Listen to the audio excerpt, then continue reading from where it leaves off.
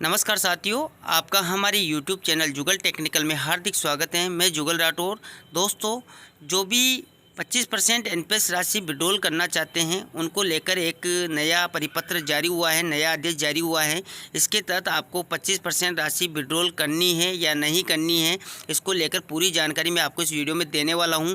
तो कंप्लीट पूरा वीडियो देख के, और आप हमारे चैनल पे नए हैं और अभी तक आपने हमारे चैनल को सब्सक्राइब नहीं किया तो चैनल को सब्सक्राइब करें, बेल आइकन प्रेस करें, क्योंकि ऐसी ही लेटेस्ट जानकारी मैं आपको लगातार देता रहता हूँ। तो शुरू करते हैं।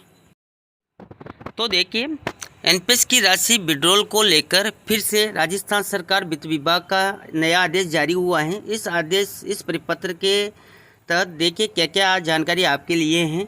यहाँ पर देखिए, सबसे पहले विषय दे रखा है दिनांक 1/1/2004 या उसके पश्चात नियुक्त कार्मिकों के लिए पुरानी पेंशन योजना ओपीएस लागू करने के निर्णय के दृष्टिगत रख राजस्थान सिविल सेवा अंशदायी पेंशन नियम 2005 निरसित होने के उपरांत भी एनपीएस के अंतर्गत आहरण प्राप्त करने के संबंध में। तो ये विषय है यहाँ पर। इसके बाद देखिए पूरा मामला क्या है।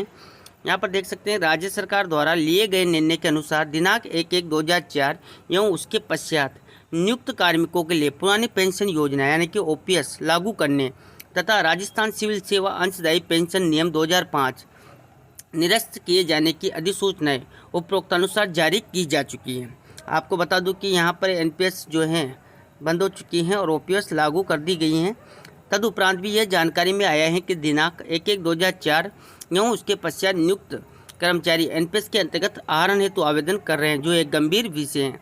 यहाँ पर जो भी एनपीएस कर्मचारी आहरण के लिए आवेदन कर रहे हैं, ये एक गंभीर विषय माना है। इसके बाद देखिए आगे क्या है।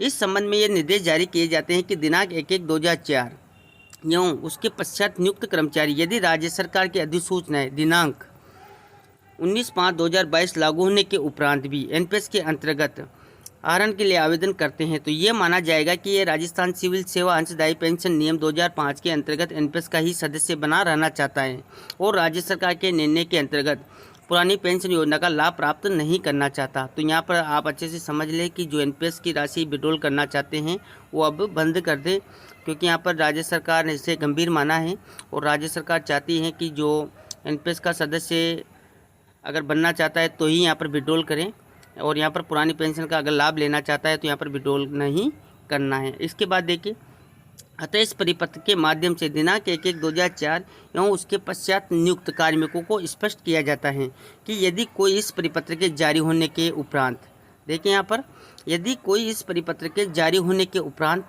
उनके द्वारा एनपीएस के अंतर्गत आहरण के लिए आवेदन किया जाता है, मतलब ये जो परिपत्र निकला है इसके बाद भी अगर कोई एनपीएस के अंतर्गत आहरण के लिए आवेदन किया जाता है तो इसे गंभीरता से लिया जाकर राज्य सरकार के निर्देशों का उल्लंघन माना जाएगा तथा राज्य बीमा विभाग उस कार्मिक के विरुद्ध आवश्यक कार्रवाई प्रस्तावित करेगा। तो मैं आपको बता दूं कि जो परिपत्र जारी हुआ है इसके बाद भी अगर एनपीएस के लिए जो आहरण के लिए आवेदन करते हैं तो यहाँ पर राज्य सरकार इससे गंभीर मानेगी और इसके लिए आवश्यक कार्रवाई भी प्रस्तावित की जा सकती है।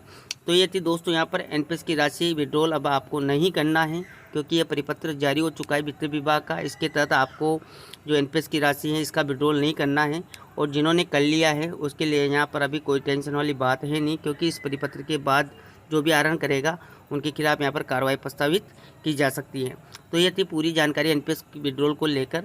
आपको हमारी जानकारी कैसी लगी? जानकारी अच्छी लगी तो लाइक शेयर करें, और अभी तक आपने हमारे चैनल को सब्सक्राइब नहीं किया तो चैनल को सब्सक्राइब करें, बेल आइकन प्रेस करें, क्योंकि ऐसी लेटेस्ट जानकारी मैं आपको लगातार देता रहता हूं। धन्यवाद दोस्तों।